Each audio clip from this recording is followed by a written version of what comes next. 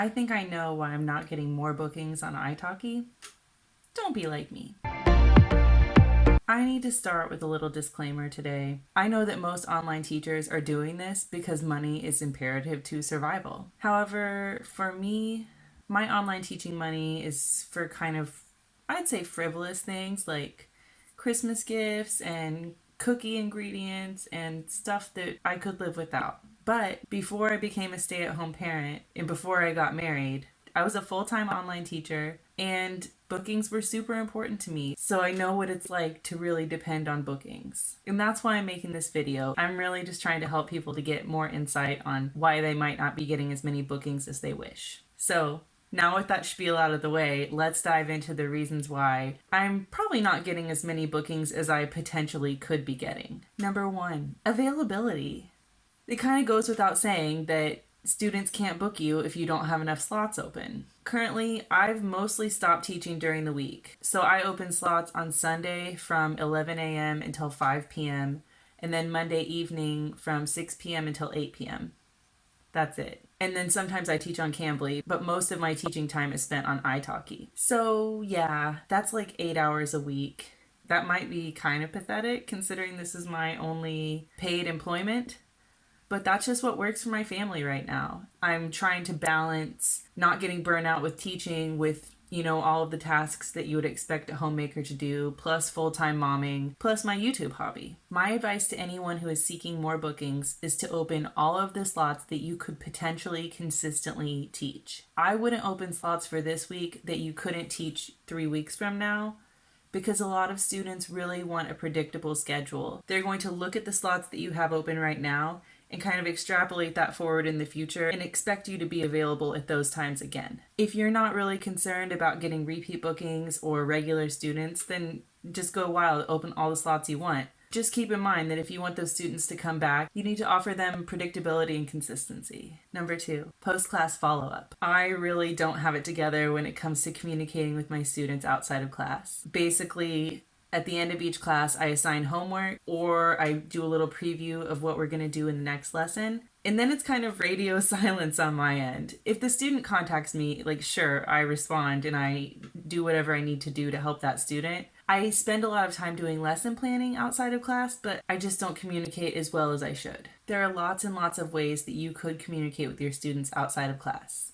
Here are just a few off the top of my head. You could write a comment on the student's profile. You could send them some extra learning resources. You could send them a funny video in the target language that you think that particular student would really love. You could check in to see how they're doing on their homework. You could give a little progress report update about their general improvement. You could send a reminder about something they could prepare for the next class. Especially at a time like now, you could send a holiday message like Happy New Year. What are your goals for 2022? I would be careful about sending holiday messages involving religious holidays, but that's kind of up to you. And if you know your student celebrates a particular religious holiday, then yeah, by all means go ahead and do it. But I wouldn't take a shot in the dark on a religious holiday. There are so many other things you could say to your students to remind them that you're there and you care and you're looking forward to seeing them again in class. I just don't do it as much as I should, although I do send progress report updates to the parents of younger students, but I'm really bad about contacting my conversation lesson students outside of class because I just don't think about it. I need to do better. That's something I'm going to work on as a teacher in 2022.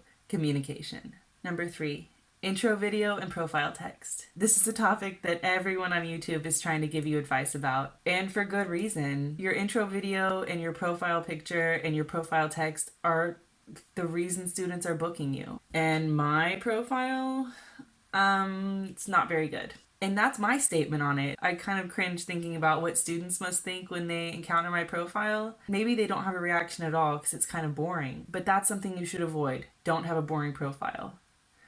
It's really easy advice to give, but it's really about that intro video. I'm not saying that you need to have professional level production or fancy equipment. I don't have any of that stuff even for my YouTube channels, but I think you can really improve your intro video just by thinking about and planning what you're going to say and thinking of ways to include extra photos or video of you doing your favorite hobby or walking around in your town or just something different than you just talking in front of a white wall. Okay, I need to take my own advice. Anyway, the italki newsletter popped up in my inbox today, and the headline said that teachers who update their thumbnail on their intro video get 15% more bookings. So that confirms what we already know. Our students are people, and they make snap judgments based on first impressions. So you need to make a good first impression, and that starts on your profile. Don't forget the details though. I think your profile text is also really important. After you've hooked the student with your intro video, you need to follow it up with some interesting text. I think the best way to go about this is to creep on the profiles of other teachers of your language and look at teachers who have a similar background or credentials as you, and then look what they've written and write something totally different. Also, I would say don't ever start with "Hi, my name is," because on your profile it already says that, so just try not to be repetitive. Number 4, charge competitive prices.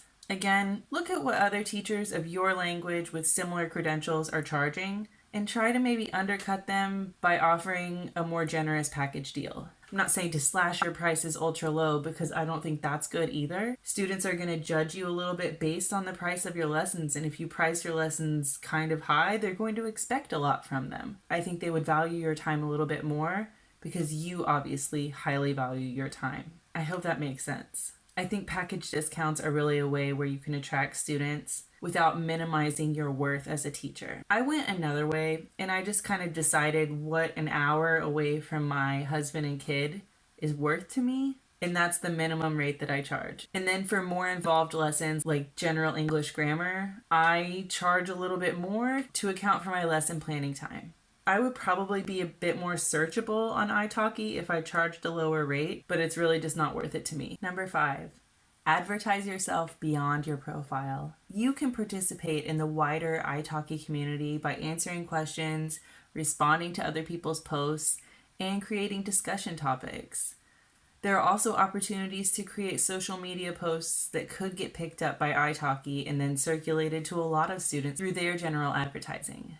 If you have any contact with potential learners of your language, you need to capitalize on that exposure. For example, I live in France, but I teach English, so I have access to a wide pool of potential learners. If I were really on the ball, I could create physical paper flyers and stick them up to all of the community bulletin boards, like at the public pool, at the library, at the community centers, and at churches. There are these old school bulletin boards. There's also the opportunity to drop your italki link in community-based social media groups, whether that's on Facebook or any other platform really.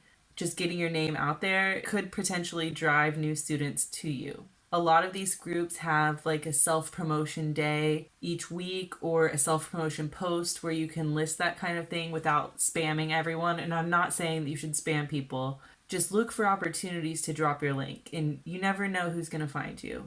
In fact, I had a student contact me today because he saw my YouTube video and wants to have a lesson with me.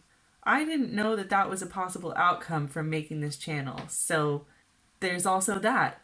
Our friend Gianluca has a YouTube channel, and I think his main goal is to pick up more students of Italian.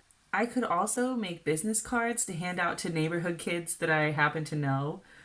And that kind of makes me sound like a creeper, but I'm not chasing down random children to befriend them.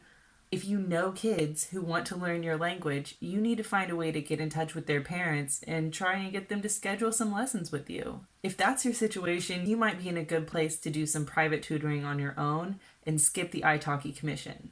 It's up to you though. I have another video about why I'm not doing that. I guess I just don't do these things because I'm satisfied with the level of bookings I have now.